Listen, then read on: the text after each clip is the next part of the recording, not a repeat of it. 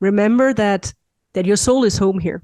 Remember that the plants and the spirit world are all around you, and do not let anyone or anything get between you and the divine. Use it as a tool of illumination, as a tool to yourself, but don't never give your power away, to no plant, to no teacher. So use all of those tools to find your own sacredness and to find the sacredness in life. You're listening to Catalyst Talks, conversations with change agents, outliers, superheroes, and truly conscious leaders modeling what it is to be an unstoppable force for good and truth in this world. What lit these catalysts on fire to do their work, and what nuggets of wisdom can they share with a world literally on fire? I'm your host, Stephanie Trager. I'm a transformational catalyst and life coach to maverick change agents in business, leadership, and life. On this podcast, I wear an eclectic mix of hats, including Earthkeeper, Wayfinder, Truth Teller, coach, lawyer, business, and impact strategist. My intention is holding space for higher purpose, peak wellness, soul mastery, and deeper impact so we can live in harmony with ourselves, each other, and nature. Please subscribe to the podcast wherever you listen. If you love it, please share and spread the word. We're on YouTube and all the podcast platforms. See the show notes on catalysttalks.com for links, and enjoy this episode. Hello, everyone, and welcome back to Catalyst Talks. Today, I have a very special human joining me. I'm really excited. Before we drop into the episode, I want to just take a moment to let you know we have a few spaces remaining on our journey to Colombia in December 2023. It's December 13th to 21st. You can visit stephanietrager.com and you will find out where our journey is going and why you ought to join us. And if this conversation touches you in any way and you'd like to reach out to myself or Katharina, my guest today, we will have all of the links to access and find us in our show notes. All right, so getting started, I'm really excited to bring to you my guest today, Katharina. She is somebody who has recently come into my orbit. And my entire journey with Catalyst Talks, we have not yet had a guest in this context where it's somebody who came to me just a little bit a while ago, and I am still learning about you, Katharina. So I'm excited to drop into this conversation because where we're going to go, I'm going to get to know more about you. Yeah, I've never had somebody actually reach out to me and said, that came to me through my website. And I say this because, we do all this stuff in the linear world, and yet we are actually really navigating in the energetics. And it's definitely spirit, and it's definitely partially this conversation that brought us together and this journey that we're embarking on over the next year together. And so in a conversation, I said, Katharina, stop. Let's finish this. Let's start and finish this conversation on the podcast because a lot of people need to hear, and I'm sure want to hear this right now. And so, who is this beautiful human? Katharina, you blend an entrepreneurial upbringing and 20 years of management consulting in Europe with a lifelong global quest for wisdom traditions. I mean, there's so much overlap with us. It's amazing. Consciousness expansion, metaphysics, catalytic transformation. We use the same words, and that's why I'm psyched to just drop into this beautiful conversation. You're also a student and teacher of shamanism, energy, and plant medicines. And for a decade plus, you've been honing your skills in navigating consciousness through shamanic trance mediumship and working with psychedelics. And your husband, your partner, Israel, is an ayahuasquero and born and raised in the Amazon forest of Peru. A gifted curandero, a healer, deeply connected to the wisdom and healing power of the rainforest and its master plants. And this is really where we're going to go today. We're going to dive into this conversation, psychedelic, plant spirit, all the things that are now in this, entering the birth canal, or I should say, almost exiting the birth canal through into the mainstream. And we'd love to hear your story. Like, how did you meet Israel? Let's drop in there. How did you meet him? What brought you two together? And what are you creating? What do you want to open with? I'll pass the mic to you. Welcome. Thank you. Really. Thank you first and foremost for this invitation and for this possibility. Israel and I met very deep in the rainforest, really miles and miles away from anywhere and everywhere. I journeyed to the Amazon in maybe 2011, 2013, right about there, for my own healing. I had a few shamanic years under my belt and met the curandero in Europe that had a camp in the Amazon. And that was his maestro. So we met as I was a client. and went there for my own healing, went for my own expansion.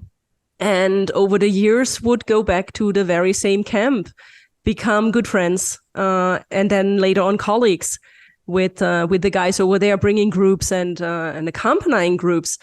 And, there was always this guy that was cooking the medicine, that was assisting in the ceremonies. And he knew right up front, he actually knew years beforehand, he had a dream. As those things go, he had a dream that one day he would meet this woman, and it took me round about 10 years to surrender and say yes. So I said yes in 2019, and it took like 3 weeks from yes to getting engaged. Beautiful. Yeah. So yeah, it's the plants that brought us together. It's the Amazon. It's those wisdom spaces that we hold. Yeah, so he came to Europe to pick me up and move to the Amazon together. I had, finally decided that is it. And that was a day before the pandemic hit. So he came here and we got stuck for a good few months, like so many people who had very different plans, right? And took this time to have a container for ourselves and let the world just reshuffle.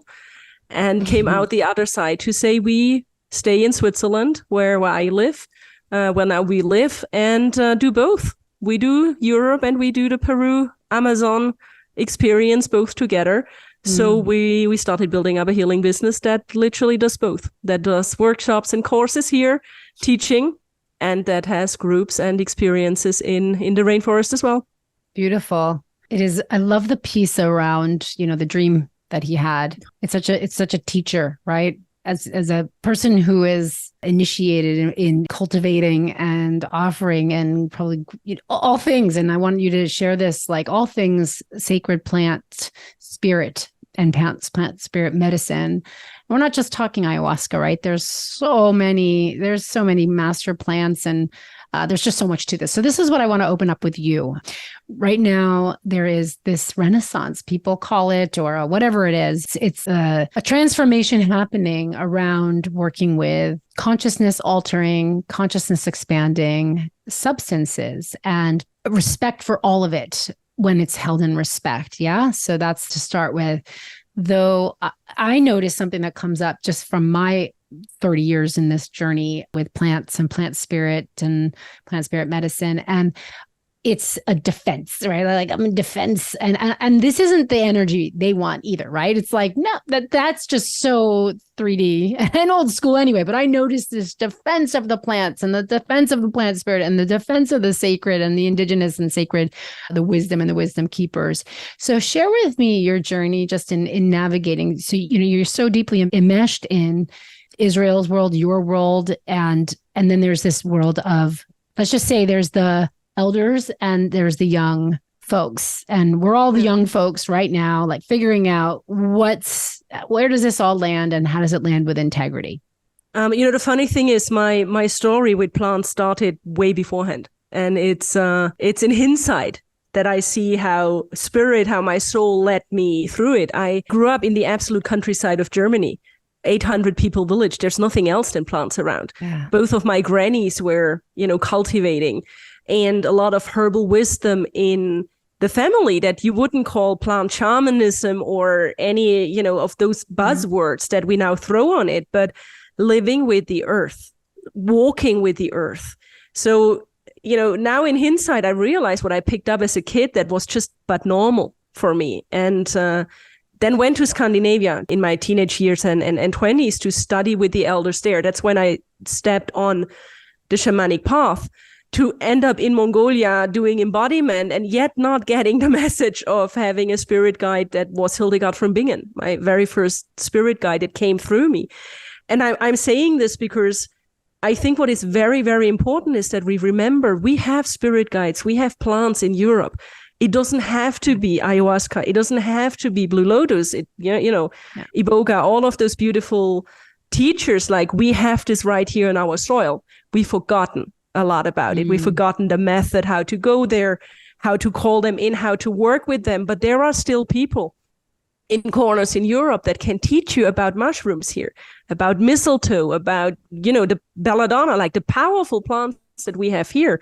Yeah. So for me, that was all the sidelines of my shamanic journey. And then in the Amazon, the very first thing 10, 15 years ago that Francisco Di Maestro told me is, because I wanted to take the plants home. I did diets over there. It was such a deep experience, and we can maybe touch on that.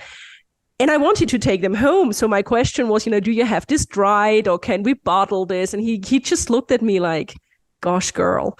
And it's like, you work with the plants home. You diet the plants in your garden. You take those techniques, you remember them, and you apply them in your habitat, right? In your setting. And that was one of the very first, really profound teachings that he shared with me, which resonates with what every elder, every wisdom keeper everywhere tells you, right?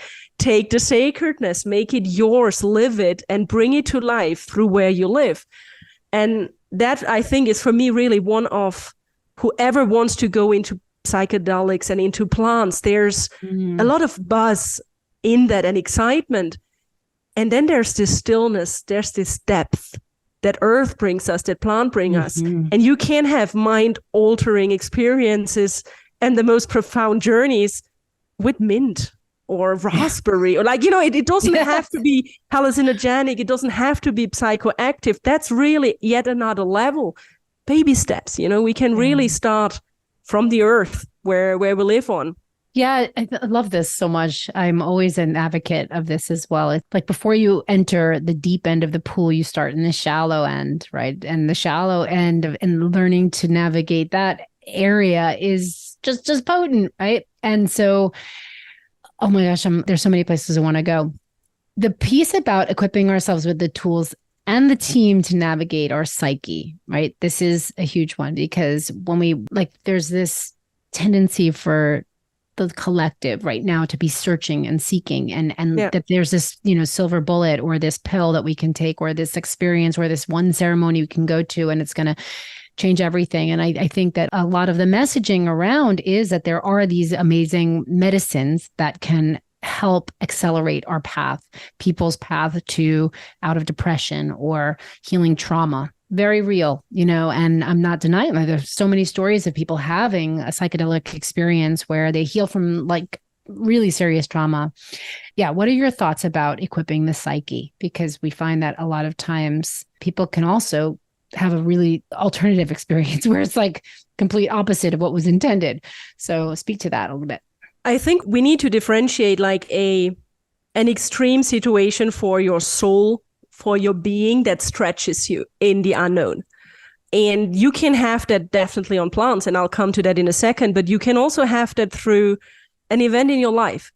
You can have it on a vision quest. You can have it on a couple of weeks journey with a friend that you dedicate to a shift in your life. So I think the difference is, what we do need to distinguish is between the experience that you have and what you need to navigate that experience. And what's the trigger of it? And that trigger can be a plant, it can be a dancing, it can be a fasting, it can be alone in the woods or the mountains for a couple of days.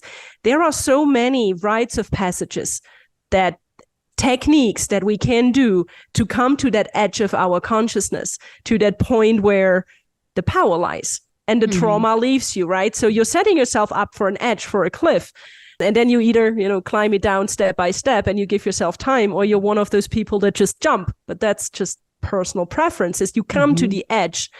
Now, how you come there depends on people, right? So what I struggle with a bit at the moment is that there's a preparation to come to the edge. And then there's the moment you jump, and then you want a landing. And that landing can be hard or soft, depending on how you go about it. So we have forgotten, I think, holding ourselves in extremes, what that means. It's so quickly labeled, oh, you're crazy, you're overreacting, you're this or that, or the opposite of it. I'm deep in depression, I'm deeply lost in the space. So where plants, in my experience, help a lot more than some of the other rites of passages that I mentioned is the difference that when you take a plant, you have a guide, not only by your side, but inside of you. You have someone who walks all of this with you, no matter which plant. They all do it, right? And you have an energy, you have a wisdom that is physical, energetic, spirit, soul, all together. So are we. So it really resonates with you on every level of your being. And I haven't met a human therapist or a vision quest or, all of the other elements that can also bring you to the edge that accompany you on every step of the way on all levels. That for me is the key to shamanic plant medicine, because you need to invoke all of them. And that is probably one of the things we can touch upon. It depends on the state of mind you enter a plant ceremony. It depends on what you're calling in, the awareness you have for you. So you've asked about, the preparation. It's intention, like everything in conscious work. You need an intention. You need a drive in. You need a connection from your energy body to your physical body. You need your senses awake. You need your soul there. You need your spirit there. Then you rock on plants. And that for me is really the distinction also to more chemical psychedelics that may touch your brain, but maybe not your soul, maybe not your heart. Yeah. So I often get asked, like, why do I not just take DMT or MDMA? Like, why? That for me is the difference. The plant accompanies you on all levels, not only neurological or, visionary, but all the way. Yeah. It's so beautiful. While you're speaking, what's coming in for me is, I'd say in the collective, we're moving from this, just in the, I guess, evolution of consciousness among us all, is this larger gnosis and acceptance that things don't happen to us, they happen for us, right? And then as we continue to expand and open, we realize things happen through us, not only for us. And it's the same with plants. It's the same thing with plants, right? It's like you can take this psychedelic or some sort of synthetic medicine that is happening to you.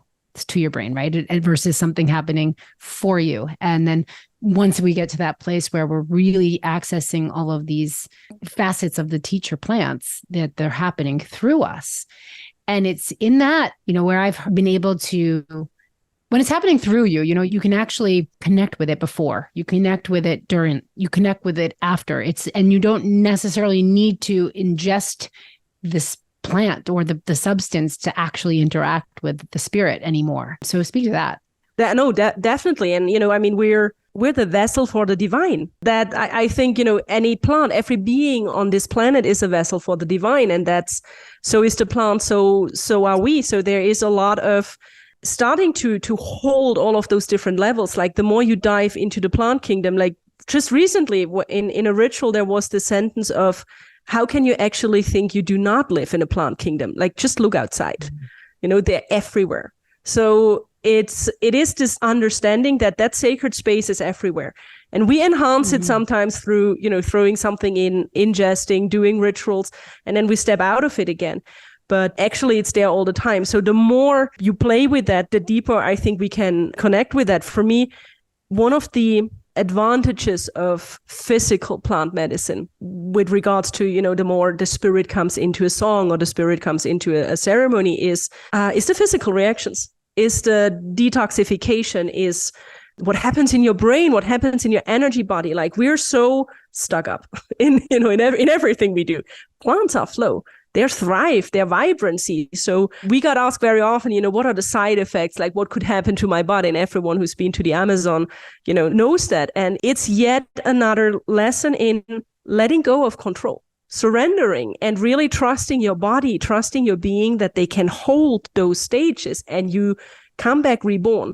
So there's a lot about microdosing and more, chemical compounds, and there's power and beauty in that. But from my understanding, what our society really is lacking is connecting to the body, connecting to emotions, connecting to the spirit, and that you find in plants. So there's definitely wisdom and power in having the spirit come in and having that relationship that you can simply ask. But there's also a lot of healing in going through the roughness of a ceremony or of a diet. And then over time, I share that very same experiences. It starts flowing through you. and it starts affecting the world through you in partnership, right? In divine guidance. So yeah, I definitely underline that. It's sometimes easier to have the physical self-experience and then later on connecting with the spiritual one, that people are different. Take us on a journey to the Amazon, to this place where you access another portal for yourself. And now that you all, you combine all of this, your experience and wisdoms from before. But take us there. Take us to a place, an experience of tapping into all of those facets. So for me, going to the Amazon is, and you might just get me cry. I'm already tearing up because it is really, it's such a place of love and of hardship. Yeah, I mean, there's a lot of romanticism about it, and it's tough. So for me, just stepping there takes me out of life for 2-3 days because I just need to adjust. There's the heat, there's the sweat, there's the mosquitoes that we all love, and you feel like you're on a different planet. And I'm really talking about camps that are deep in the Amazon, where, you journey probably to Lima, then you fly to Iquitos, and then you're on a boat for a couple of hours. So you're really in the Amazon. You're listening to the music of nature all the time. That for me is one of the biggest differences, that you're indoors and there might be a mosquito net or like some thin, wooden stuff between you and nature, but there's like 99.9% nature, and then there's like a promille of humanity probably. So you very quickly understand who's the bigger part here and who's the teacher and who's the student. Just between the rainforest and yourself, it's so present. What strikes me as we live on mountains is you can't see anything anywhere. There's just plants everywhere you look. Your gaze can't wander. And that really translates into the work that happens there. It meets you in your face. People are super loving and super straight. They could literally be German, like in your face. No one kind of goes like this. And they're all very present and very close to life and death. It's the rainforest, killing happens every single day. So presence is really what every time strikes me. And the music and the very presence of nature around you all the time, to the point where my little one, we had to record it so that she could actually fall asleep when we come back to Switzerland, because she misses it. So her being misses it so much. And, then there's a lot of, in terms of health benefits, the oxygenation in the air is perfect. Your drinking water that comes out of the middle of the rainforest has all of the healing properties of all of the plants. The chicken you eat, lived an hour ago. So there's, of course, all of those very rational human elements to it of well-being that we know. But for me, it's the soul of that forest. That's just home. And ayahuasca and a lot of the other plants have accompanied humanity since ages, since millennia. So you're stepping into the field of teachers that have shared their wisdom. Their job, their soul path is to share this wisdom with people. So there's a lot of power, of respect, of wisdom that you're tapped in all the time. It really comes into every pore of your being in a way. And you suffer while doing so because it's hot and you sweat and, I love this. When I stepped off, I was in Peru. One time I was there in 2016, and I remember stepping off the boat and I sunk to my knees in mud. And I was like, where were my thoughts at in that moment? Because, right, the response is to your thoughts will create your reality instantly there. Yeah. How do you see, like, you bring people, you experience, you hold circles and hold retreats in this beautiful vortex. And what is the main thing people are coming for? And what is the main thing that they leave with? So people usually come for two things. They either come for their own spiritual path, their own conscious expansion. They come looking for something.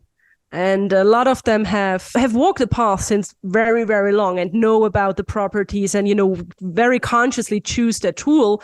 And others have the soul calling of, just discovering and being led to it through all of the beautiful circumstances. That's kind of one group. The other group is people who look for the medicine, who really look from a medical standpoint, who have tried different therapies.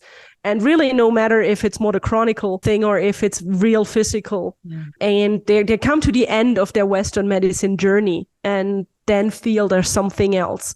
And they come with a touch of desperation very, very often due to their journey. And for me, the first thing that they meet in the jungle is exactly like you said, they meet their reality. Mm-hmm. They get really shown all the time what is their reality. And, we're so used to comfort and to being able to bend the rules. And we know where we can and where we can't. And I wouldn't survive 2 days in there without my husband, without people over there. Like, you're in over your head, literally. Like, you don't know where to walk. You don't know what to eat. You don't know what you can touch. You really, you learn how to surrender. And that is very, very uncomfortable. So where both of those paths very quickly join, like the spiritual evolution and the medical one, is deep within yourself, in the worldview that you create, in how you navigate life, the habits that you have, and then helping you to drop them. So they actually all go through the same path. Like, they get their plants, they get their diets, they get their detox, because it is the same journey at the end of the day. So you meet yourself in the rainforest. And, that's also what you take home. Like, you take home a clearer understanding of who you are and of how you live. Yeah, for me, it's the same. The answer to your question is it's the same. You meet yourself, you take yourself home through a journey that really brings you deeply into yourself. A journey of surrender, actually. It's a journey of surrendering to yourself, to your circumstances, of not giving a fuss if you've showered, if you're covered in mosquito bites, if you're puking your guts out. That there is, and not this kind of new agey, there's beauty in everything. No, like, feel the power of what you can hold, of what you're doing, and having that voice deep within you, like, it's worth it. This is what brings you closer to yourself. It's that confidence, it's that trust that it instills with you. At the same token, you're surrendering to life, you're surrendering to yourself, and that gives tremendous power, tremendous trust that carries you through those experiences, from the deepest ones that we would label negative or challenging, to those beautiful, visionary 21D flying with the unicorns. Of course, you have both. That's what stretches your consciousness, right? It's not only up, it's a sphere, right? How we stretch our consciousness. That's what we very often, at least me in the beginning, no one had explained that to me, that it's not all nice and shiny and flying high, that it's your consciousness expands also. They call it a televisor, like the bucket that is your company sometimes, that you expand. That's how you expand. So it's a good school of life. So you expand by releasing, by relieving, by letting go into the bucket, metaphorical bucket.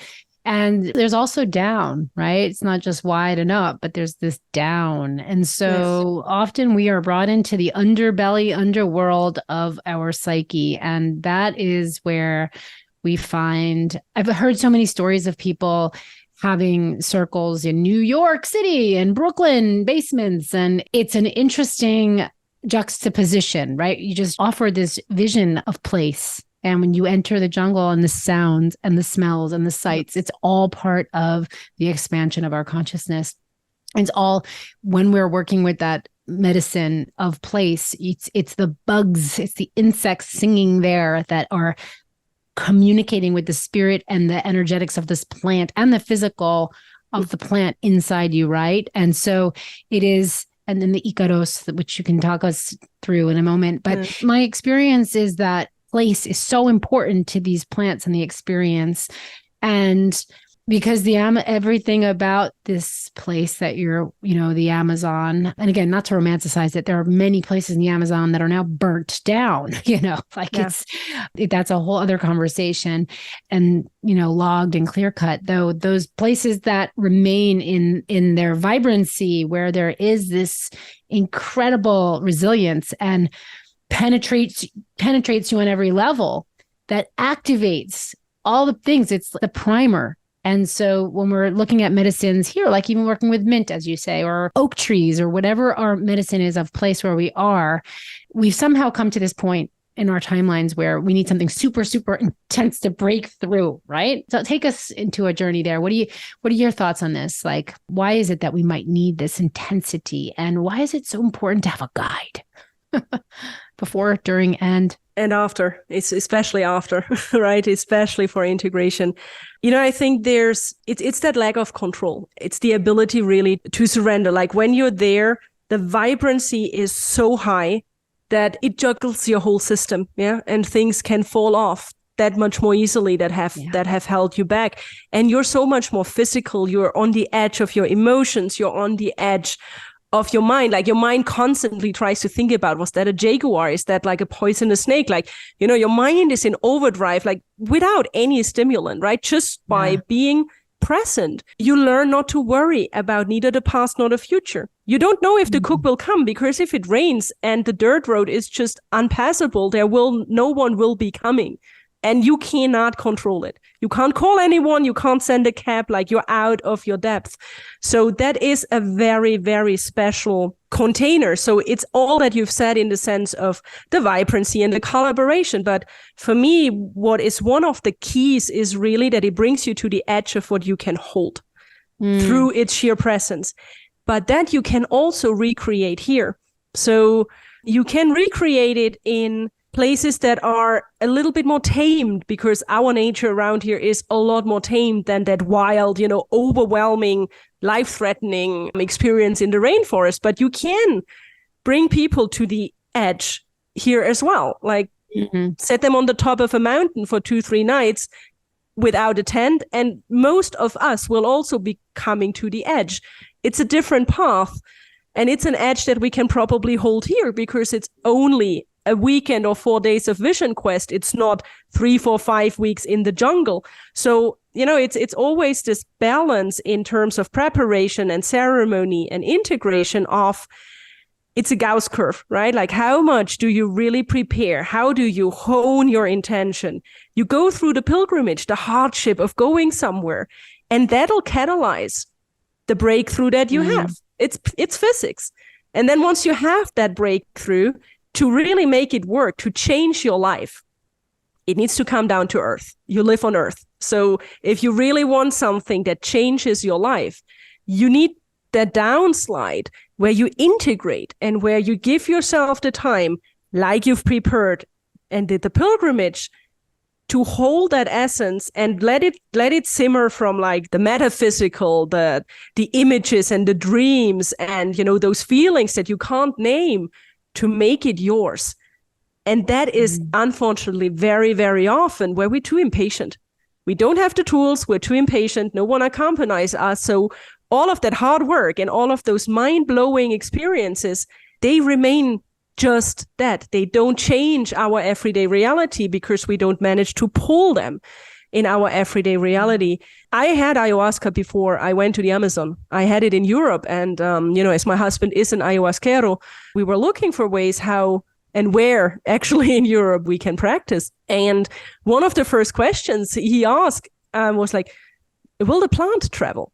It wasn't about legality and logistics and where my mind immediately went to, like what's a safe container that we can offer, for me translated to logistics and legality and, setting and all of the right questions, evidently, but not all of them, right? His very first question is, does the plant want to travel?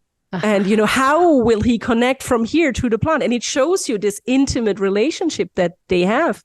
And we went through, different ways of how we can answer that to come to a point where it touches what you said beforehand. Yes, the plant travels. Yes, it serves humanity everywhere. You can call it from everywhere. Like you can call, I don't know, Jesus, Archangel Michael, like the serpent, right? Like these energies, they are everywhere. The container that you can open in Europe is very, very different than the container that you can open in the Amazon, because you don't have that livelihood around you anymore. We don't have the wilderness on our fingertips. And in Seder, in the Nordic tradition that I'm coming from, we say, if you look for wisdom, You step out of society and you go into the wild. You find the wisdom there and you bring it back into society. It's damn hard to really go into the wild here. It's super easy in the Amazon, right? But on the same token, when people are looking for an experience here in Europe, they grant it a night, a couple of days, right? And that is the balance that has to happen. Like, you can't expect, or it's very rare. You can, and it does happen. But the vast majority, you get what you put in. In German, we say you shout into the forest, and that's the echo that comes out. So you get out of it what you put in. And that translates to integration and preparation, nothing else. And the container that a person can create. And you've asked about guidance. So for me, that container is the plants. It's a spirit world. It's cosmos, universe, however you want to call it. There's a ceremonial space, a healing space, an expansive space that is opened. And that's the first sign for me normally if someone is really, how someone is working. What's the space that you can open and help? That's how we connected, right? Through the spaces that we open. And then how can you navigate and accompany someone in that space? And it's like a Russian puppet, right? It's layers of layers of layers of energetic spheres. And in the heart of it is your own space that you hold for self in a ceremony that no shaman, no plant can do for you. It's your own job. So it's a very multi-layered affair, I would say. All right. May all the listeners be taking that in. I feel this so in my body. And what keeps popping for me is the frequency. When this beautiful energy you're sharing from the Amazon, it's a frequency. You know, the buzz, the everything, it's a frequency. It's vibrating at a certain frequency. And really where we're going as future humans is the world of frequency. It's remembering this world of frequency that is right here. And so I love that will the plant travel? It's like tapping into the spirit of the plant and what frequency is going to serve it? Like, I know for myself, I'm so sensitive to energy and frequencies that I won't enter a space if it's contrary to a frequency that I can resonate at. Do you know what I'm saying? And so I am a plant. You are a plant. We are the plants, right? When we get down to it. And so this picture of being in Switzerland or being in Europe, being in the US, and I keep on having these visions of people I've spoken to who were like, going to ceremony one night and going out to the subway to get home to their apartment to get into, to go to work the next morning. And really, it's not only about your own self. You're so open. Let's talk about this for a moment, how we are so open, right? What happens is when we go down this path, we are this initiation, we are opening ourselves to receive. That container matters so much because there's other things that we can receive that we're not intended, especially if we're in an environment that's not conducive, we're opening to the frequencies. So have you had any experiences or can you speak to that? And also let's bridge this into the conversation around where plant medicine and psychedelics and psychedelic assisted therapies are entering into the mainstream right now. What are your thoughts about opening ourselves up and to all frequencies? The example that comes is a few hundred years ago, we wouldn't wash our hands or disinfect a knife before we would do surgery, right? And we've learned the hard way that sometimes there are times and spaces and certain steps of preparation that we have to do. And none of us would go into surgery without, having blood supply and having, a disinfected knife and a surgeon next to us probably, right? It's the very same thing. You can take plants, you can take psychedelics out in a state of flow without focus, without this, without that. You can cut yourself with a not disinfected knife. Like, please do, right? Like, everything is a learning, but there are ways how to go about it. And, as we wouldn't put ourselves up to make it such a medical experience, it should be the same with an energetical experiences. So there's common sense that really goes with it. And unfortunately, very often when we're in a situation where we're either super curious or we're super desperate, we let go of common sense. Yeah. So if it is a very transformative experience, there's more than flying with the unicorns. There's more than having a trip. It touches your being. It touches your soul. And that wants comfort. That wants guidance. And the frequencies that you mention is, for me, something that's absolutely important in all types of shamanic medicine, not only the plants, because it's through the smoke, it's through the song, it's through the plant in you that we have such a palette of frequencies available that work with us, that we as a human healer could never play as powerfully and as expertly. That is, for me, one of the biggest gifts that's coming from the plants, that they touch us on every frequency and every vibration where we hold, where we have entanglement, where we have blockages, where we're powerless, where we have something that's not in flow, that's not in energy. And the plants stimulate that. And they know very, very well if, they need a sledgehammer, if they need to caress it, if they need to burn it up or quiet it down, like what gets that blockage removed. And that blockage can be a bad dream. It can be, an experiences that challenged you, or it can be really a trauma. It can really be deep, deep hurt. And there's this wisdom in how those frequencies flow in a ceremony that a human mental brain can't comprehend, but that is that power of sacredness. But that's also what needs integrating and coming down from. It's not a rave, it's not a party. It is really something. It can be all of that. And there are ceremonies that are just pure celebrations of life. And you're flying, for hours, and you're standing there the next day, and, life goes on, and you can really hold that space. And then fair enough, all good. But there are others that get those traumas out of you, and then you're vulnerable. And that vulnerability wants to be met and wants to be held. And, as much as we neglect physical reality sometimes in our bodies, we do not want to be vulnerable. We do not want to be in those places, so we just push it aside. There's wisdom in how to accompany us through those moments. Yeah. So plant spirit, I have some of my favorite plant teachers, calendula, yarrow. These are like guides for the last, 30 years. And someone might not be a guide for somebody else. These have taught me so much just by sitting with the plant and looking at the plant and being with the plant without ingesting, just being with. And there's a lot of power also to being in the place where you can actually meet and greet the plant, that you are about to work with.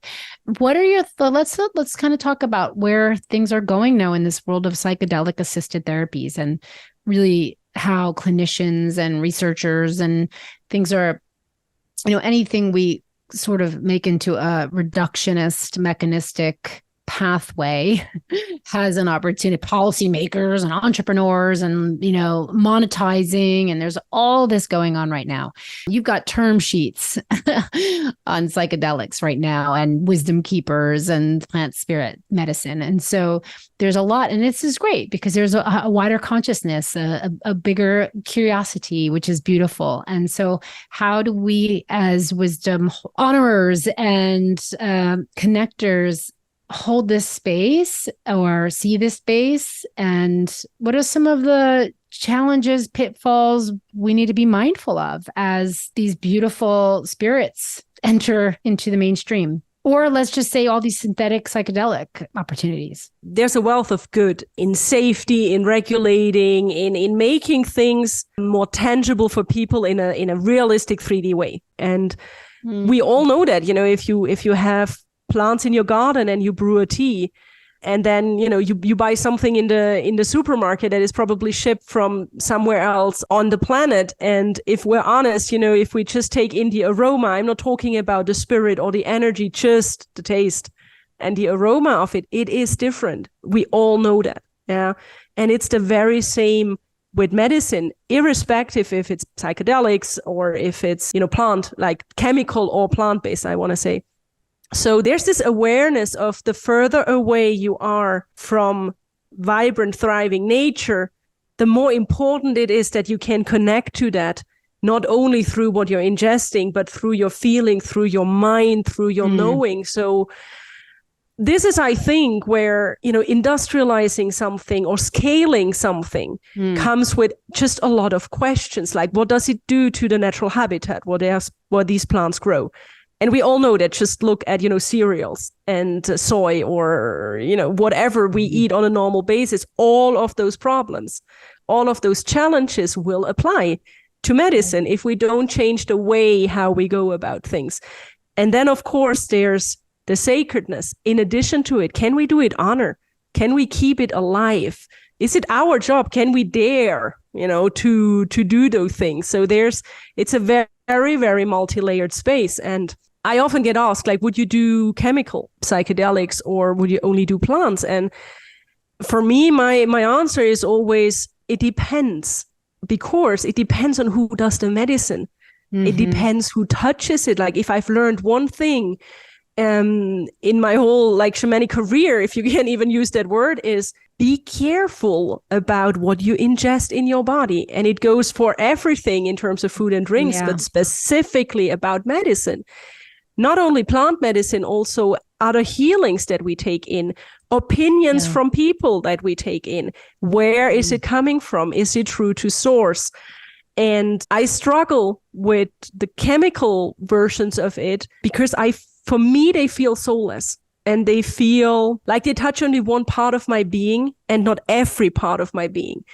And I'm the first to throw a painkiller if I break a leg. So I do not want to diminish it. What I want to highlight is there's a difference in depth between a chemical medicine that you take and between a vibrant plant medicine that you take. And you can take plants that are soulless because they're just so disconnected and the process they've been through. So it's really not a black or white thing. It is something about the power that lives within a medicine. If that makes sense. I'm not sure if that makes sense, actually. Oh, it makes a lot of sense. There's a lot of layers. There's a lot of layers. And that was like a dose of something right there. So taking it in, put that in your pipe and smoke it.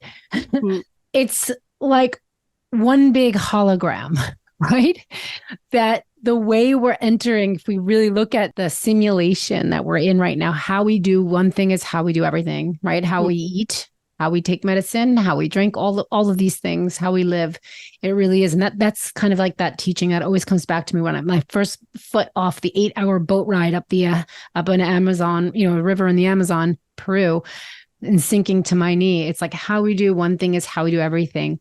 And this is the journey we're on. And it's like, this is how this journey that we're taking to Colombia to go sit with and learn with and go on pilgrimage and commune with the Kogi people in Colombia, who are a very interesting tribe. They call us the younger siblings. I'm curious if you've encountered this with your partner's family and community, but they call us the younger siblings because we really are. We're just like playing around with the house and we don't even know what we're doing, like little kids, like a little kid playing with substances, playing with toys, sticking their hand in the stove until they get burned. And we let them do that, right?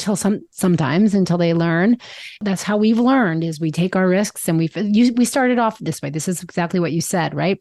We might have to learn the hard way and to just sort of stand back or participate. And where this conversation goes right now, you have like people who've been advocates for, different types of medicines and plants, natural and say natural, but plants and artificial substances, who've been in this field for decades, right? And so their voices are being heard now, and some people who have not been in it for decades are being heard. And it's like a narrative is forming. Yes. So first I'm curious if the community where your family is from, do they have the same kind of perception of us Westerners or modern society as the younger siblings? I haven't come across like the younger siblings. Like I know it from the Quero, from the Andes, but that's not plant shamanism. What I find people in the rainforest is that they just think we're ridiculous very often, because we're like, and I mean, if we bring people to the camp, I've observed that for the first 2 or 3 days, they just can't even relate. Yeah. And the first few plants that you get to cleanse, there are, to make you accessible to someone who is in such a different frequency. And, now that my husband lives here and eats the food here and kind of knows society here, that helps a lot to bridge those worlds. And, he's translating over there, like, just give them a time You don't need to meet the time, but just tell them a time, because of course, you say like, when do we leave? Like, well, we leave whenever. And he kind of learns those little tricks of making us more approachable. His first week that he came to Switzerland, we went food shopping and came home with the car full of food. It was pandemic, right? So this was the moment when you kind of grab everything for 1, 2, 3, 4 weeks because no one knew, right?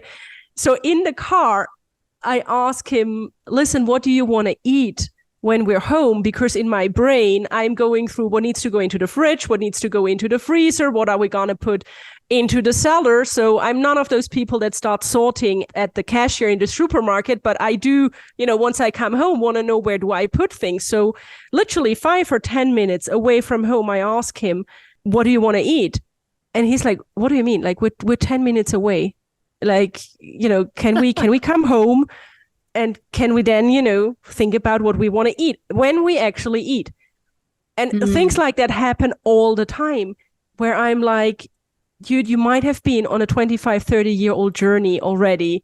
This is nothing in comparison. Like, all of these sayings of be present, live in the moment, they have a lifetime, right? And it is necessary because you can't plan. There's no season. You don't know if the boat will come. You don't know if someone will show up, because everything is so out of control in the circumstances around, and you need to be so present to survive. Yet the rainforest provides for everything. So you have this fundamental trust in life that, they're so far removed from our reality. So when we show up there with our mind games and everything, it takes a while to land. So, which is probably also a snippet of advice if you're thinking of a 5-day trip or an 8-day trip to the Amazon. Like, please rethink your timeline if you really want a deep experience. Yeah, so there's none of the younger sibling, but there's a little bit of this, if you're very centered in yourself and you look at someone having a moment and you look at it with this like compassion, yet a little bit of like, just please come to your senses now. It's a mixture of both. There's a lot of compassion and there's a bit of eye rolling going on of like, just land, like be here, be with me. And that's what we struggle with. And all of our stuff. And we come with all of our stuff. Exactly. Come with all your stuff, because they don't shy away from anything. Yeah. They really don't shy away from anything. And we're not used to that either, like to being to the powerful side of being met and of really having someone. And, we call it like holding space and this and that, but it happens in the street. It happens. It's really, the beautiful side of presence as well, that is there for you, that meets you where you are and holds you all the way through, no matter which process you're going through, as physical, as emotional as it might be. It doesn't matter. It's all fine. And that is very healing. It takes, at least for me, it took quite some time to sink in. And is that how you live your life now, where you are? That's my daily challenge and blessing at the same point in time of having, this example. This is where our two worlds meet, that we're both holding spaces, right, for a lot of people through just what we do. And there's a beautiful alchemy in male and female, and there's an alchemy in like European Western ancestral traditions, which has been my path for 20 years, and his experience of a lifetime of living in the rainforest. So it beautifully merges. And what we started to do is, for example, in bringing that wisdom in a journey with wormwood and mugwort, which are, my classical plants, that I would start with, or sage. I have two. I have wormwood and mugwort I've planted this summer, big bushes. Mm-hmm. Exactly, because it's the classical Northern European plant to smudge and to drink the tea for your dreams, to strengthen your dreams for a lot of like female medicine. So it's one of the really master plants, if you want to use that word, from here. And one of the most heartwarming moments for me was to see how in ceremony the local plant spirits came in when he opened circle. Like that was the moment when I know he arrived. He's not here to visit, he's here to stay. The plants welcome him. And I saw the little folk, and I saw the local plants. And, the funny thing is he doesn't know their names, right? And so he would describe the plant, and we would like go through a book and say, oh, is it this or is it that? Or just go to the forest. So he, learns the names from here. So it's beautiful to witness how it merges, and how that sentence that came in my very first trip to the Amazon, take the techniques and apply them at home. How we're actually now doing that in a very different way, how I would have ever imagined it, but using his wisdom and power to work with plants, to relearn here how we can work literally with the kitchen herbs that grow in our garden, and how we can smudge with them and make tea with them in such a different manner. And for me, it's very interesting to see, how my granny did it and how he does it and how spirit instructs me to do it. And, where do we all come together? And that is maybe, something I want to share with your listeners is a cacao ceremony can be so wonderfully powerful. Having someone brew tea for you and take you through that can be so powerful. It doesn't have to be psychedelics all the time, and I'm the biggest fan of them, right? So it doesn't have to be mind altering in terms of psychoactive, hallucinogenic. You can have trips, you can have mind blowing experiences, you can touch your soul on normal kitchen herbs. If you awaken them, if you do it in a sacred space, if someone is there to hold your process. And that can be you for yourself, it can be a sitter for you, it can be a shaman, there are so many ways. But it's that power of life that touches you, that brings you those experiences. It's not only the ingredients. So a lot of people who look for those experiences, ask yourself what's like, pick your poison doesn't fit what I'm trying to say, but choose your medicine and choose it wisely, and then it'll really bring you home. Extracting the medicine, what we glean, like this, the synapse connectors, right? The energetics, the emotional, the physical. Like sometimes a plant medicine, just an ayahuasca or any other plant medicine journey might have no psychedelic experience, and it's literally just physical because that's what your body needed, right? These plants are masters because they know what we need. And of course, the more prepared we are able to receive and go to our edge, to use your words. One of the things that I practice all the time, and I think is also ought to be a big piece of this kind of psychedelic and plant spirit conversation, is very much what you're saying. Bring the techniques home is like when you're in journey, when you're in the experience, like the techniques that you're being shown by these spirits, by the energies, by whether it's, and if it's synthetic, perhaps it's like what's ever happening in your mind and your consciousness, like these are techniques we're being shown, right? And it's often connecting dots, and we can see the dots connect because it's in some other dimension, and we're just aware of it. We're so much more hyper aware. And so how do we bring those techniques back into our lives without needing substances, and sometimes it is just or some ritual or a ceremony that is, setting up an altar or walking in the woods, right? This is like so much of what you're saying. It's also, how do we take the techniques of connecting the dots in our own psyche to extract the medicine from every situation? Every situation is medicine. You and I speaking here right now, like, oh my gosh, if we were to stop recording and we wanted to, extract the medicine for each of us, or having some medicinal journey right now, right? And it's ours to walk away with. And so many times we walk away from a situation judging ourselves, judging other, or in some kind of hyper analytical state that is so much more literal. And if we can really get beyond the literal, which is what plant medicine and these sacred ceremonies show us, right? It's getting beyond the literal into the multidimensional, into the nonlinear, and what is there. So, yeah. I think a lot of people are drawn to psychoactive and hallucinogenic or trance dance because they're looking for what we call an altered state, right? Or an out-of-body experience, or, so many flow state, right? So many words for it. And I guess what is really important to remember is that we can induce those states ourselves.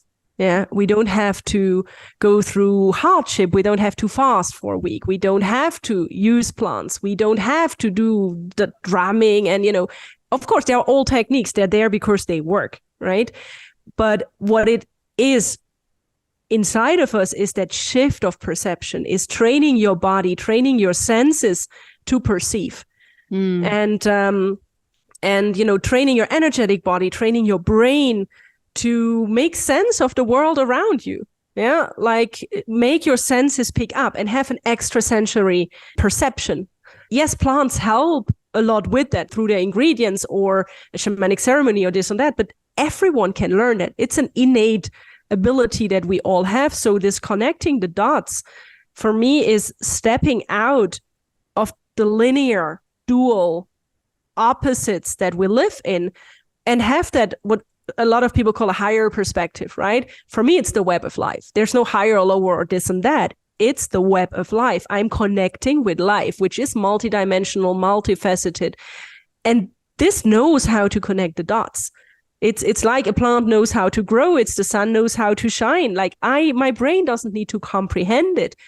Me as a being needs to perceive and do it. And it's like one of the first things you learn in a shamanic training is how to differentiate between ego and self so that one drives you, not the other in those moments, right? We're still incarnate. We can not get rid of one, but that it's self that is connected to life, that has those extrasensory aspects that connects the dots. So that for me on your own journey is very, very important.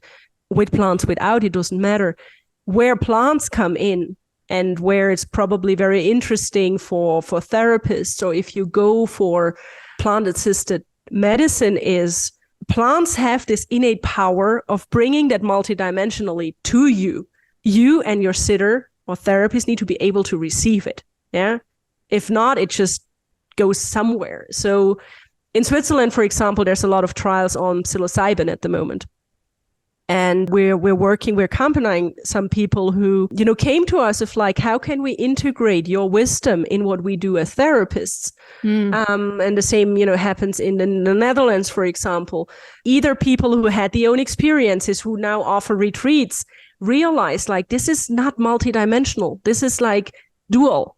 Like we're using this as we use any other medicine because that's the only frame of reference that we have. So get the technique, get that sacred wisdom in, and it doesn't have to be shamanism. It can be herbal wisdom. It can be, TCM, Ayurveda. There's so much wisdom out there.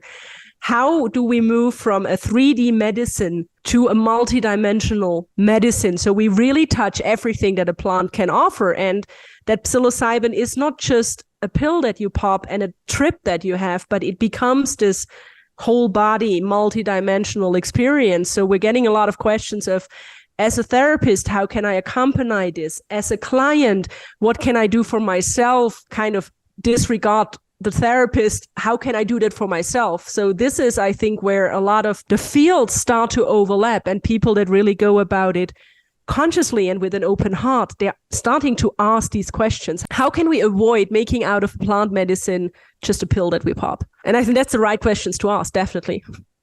That was beautiful. Yeah. And tell us, we have a little bit of time left, a very short time here. And I think we might have to have a part 2, but I would love for you to share the resource that you're compiling for people to answer that question. Where do we go for the multidimensionality? So tell us a little bit about your course and if there's anything else that you would like to share. We're compiling a course at the moment or we're teaching actually since a good while now. It's in German though. So if you're a German listener, you're welcome to jump on. My intention is definitely to bring it to English. What we're teaching since years now is how to bring shamanism, how to bring plants to the people. And so you don't have to go to an in-depth shamanic training. You don't have to go to the Amazon. You can help yourself, and especially we're working a lot with therapists. You can help your clients have those new ways of working and of expanding. So we're teaching shamanic techniques, and we're teaching shamanic plant medicine either through online courses, the new way these days, or through weeks here in Switzerland or in the Amazon if we have more time. So because there's a lot of people are called towards either shamanism or plants, not as their healing path, not as their soul path, that they really want to go to the depth of it, but they acknowledge and they want to feel and apply the power that is in these techniques. So they come to it not with that intent of like, oh, let me do a weekend course and I'm an expert. No, they really have that honor and that respect for it. And they're asking like, I'm a human. I can do stuff off that. right? So give me that, give me what I can do. So our job is to teach them extrasensory perception, to connect them with the plants in their garden, share those techniques that they either, applied for their own journey or they applied with their clients. Yeah. Amazing. We'll share the link where you can find Katharina's work in this arena. And while we close up, there's so much more I want to touch in. We have to complete for now, but I feel like we've opened up a big door and we might just come back and do more. As we touch into whoever is listening in whatever dimension and timeline, is there any last nugget of wisdom you would like to drop into the space for people to receive? Remember that your soul is home here. Remember that the plants and the spirit world are all around you, and do not let anyone or anything get between you and the divine. Use it as a tool of illumination, as a tool to yourself, but don't never give your power away, to no plant, to no teacher. So use all of those tools to find your own sacredness and to find the sacredness in life. So beautiful. Thank you. Thank you, Katharina. Thank you. Thank you. Thanks for joining us on this episode of Catalyst Talks. Stay tuned for what's up next, and please subscribe to our podcast and rate us wherever you listen. You'll find these all at catalysttalks.com. Join the conversation on social media, and if you'd like to reach out, please send me, Stephanie, a private message through stephanietrager.com. Your attention means the world to me. Thank you.